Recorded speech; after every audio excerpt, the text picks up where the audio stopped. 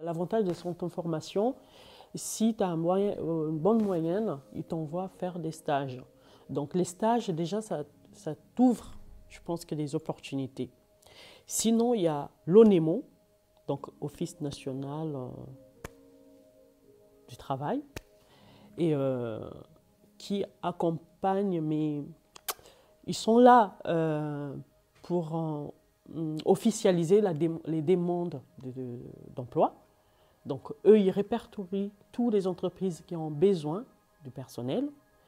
Donc, vous, ce que vous avez à faire, donc moi, en tant que demandeur d'emploi, ce que j'aurai à faire, c'est d'aller vers l'ONEMO, m'inscrire pour que j'ai un numéro.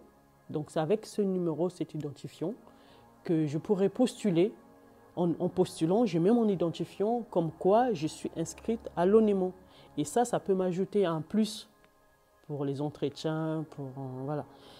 Mais sinon, c'est des bouche à l'oreille ou spontané, ou voilà, tu fais des demandes d'emploi spontanées et tout.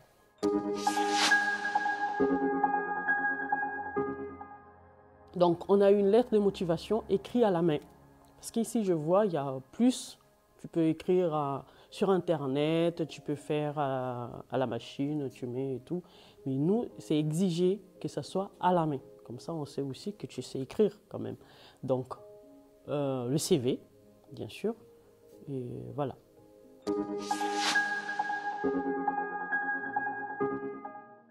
Ça aide beaucoup aussi d'avoir un réseau. Mais derrière, il faut que tu sois capable aussi. Donc, par rapport à ta capacité aussi, qu'ils voient aussi, parce qu'un réseau, oui, mais si tu n'es pas capable de faire ça, il va prendre le risque de te confier à une personne et tout. Ça dépend de ce que tu rends aussi pour que le réseau soit solide, pour qu'il continue à te confier.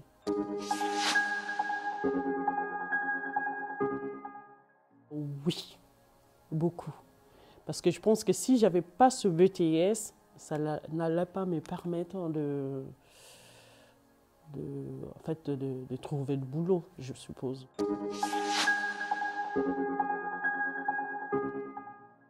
Malheureusement, non. Tu es à ton propre sort, tu abandonnes à ton propre sort. Il n'y a pas d'aide.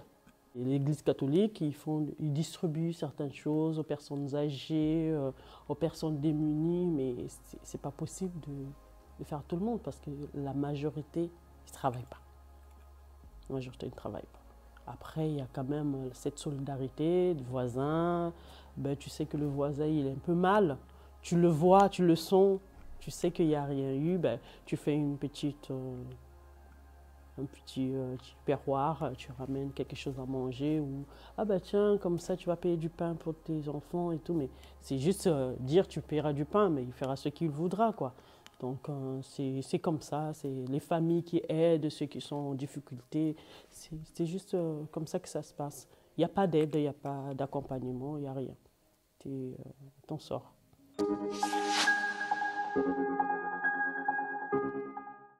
Ah ça oui, parce que, comme je disais tout à l'heure, il n'y a pas d'aide de l'État.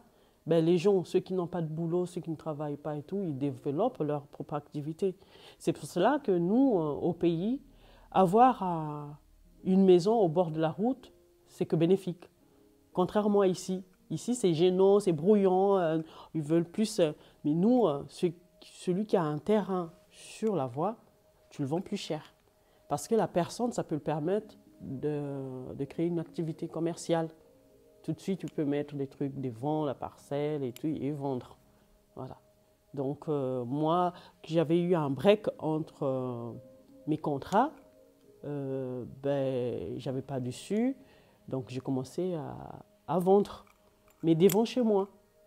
Tu vois. Donc, si j'avais pas cet espace, je pouvais pas vendre. Il y en a qui développent des petites épiceries, par exemple. Et il y en a beaucoup. Et ça marche quand tu es sur la voie.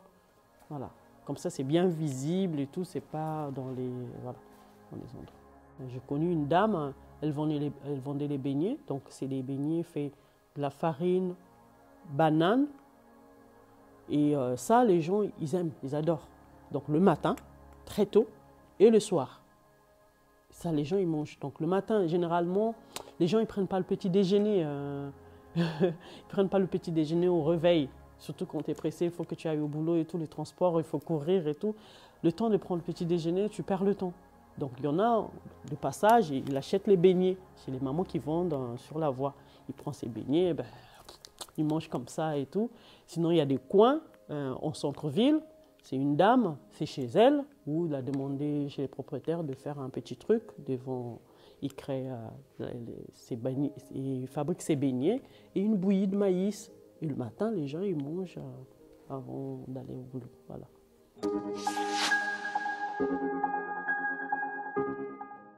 Actuellement, oui, parce que beaucoup des filles, si je peux dire, vont à l'école et qui sont déterminées. À l'époque, la majorité, on les disait, notre époque, ça va déjà, parce que moi, j'ai connu l'époque où les filles allaient à l'école. Mais sinon, avant, la femme, tu restes à la maison parce que de toute manière, tu seras au foyer. Donc, ce n'est pas nécessaire que tu ailles à l'école.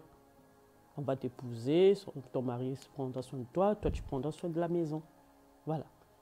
Mais actuellement, ben, avec tout ce qui se passe, il y a l'Internet, il y a les réseaux, ben, les gens évoluent. Comme j'ai dit toujours, les gens évoluent, donc les gens travaillent. Au moins, si les deux travaillent, ils ramènent de quoi pour s'occuper de la famille. Voilà.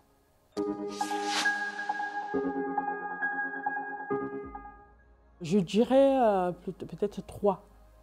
Donc, il y a le CDD, le CDI et le contrat chantier. Donc, les contrats chantier, tant que le projet existe, tant que le projet est là, tu continues à travailler. Dès que le projet est fini, ben, le contrat aussi s'arrête. Ça, c'est plus les entreprises pétrolières. Parce que le projet, ils peuvent estimer pour 2 ans. Entre-temps, 1 an et demi, ben, le projet a pris fin. Ils ne vont pas continuer pour juste que ton contrat puisse prendre fin par rapport aux clauses. Donc, ils vont se dire, ben, tiens, le contrat est fini, donc à telle date. Après, ce n'est pas brusque, hein, ils vont t'avertir. Dans 2 mois, ben, ton contrat va finir et tout.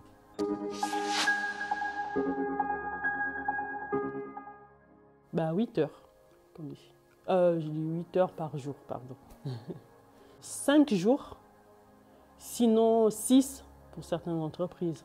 Donc, tout dépend. Mais sinon, c'est jusqu'à vendredi, donc c'est 5 jours.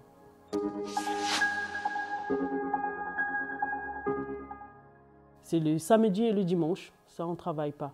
Mais il y a des services qui sont obligés de travailler même les dimanches ou les samedis. Voilà.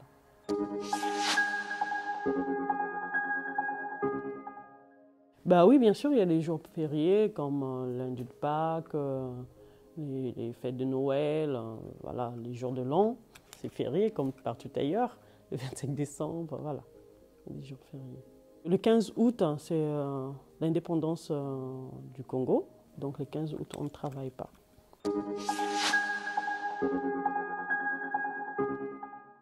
Oui, mais il faut que tu travailles, au fait,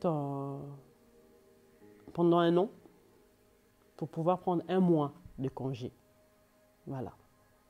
Et ce n'est pas des jours que tu peux prendre comme tu le veux. Bon, ici, j'ai vu que c'est autrement. Tu as tant de jours et il faut que tu les consommes. Nous, non, ça ne se passe pas comme ça.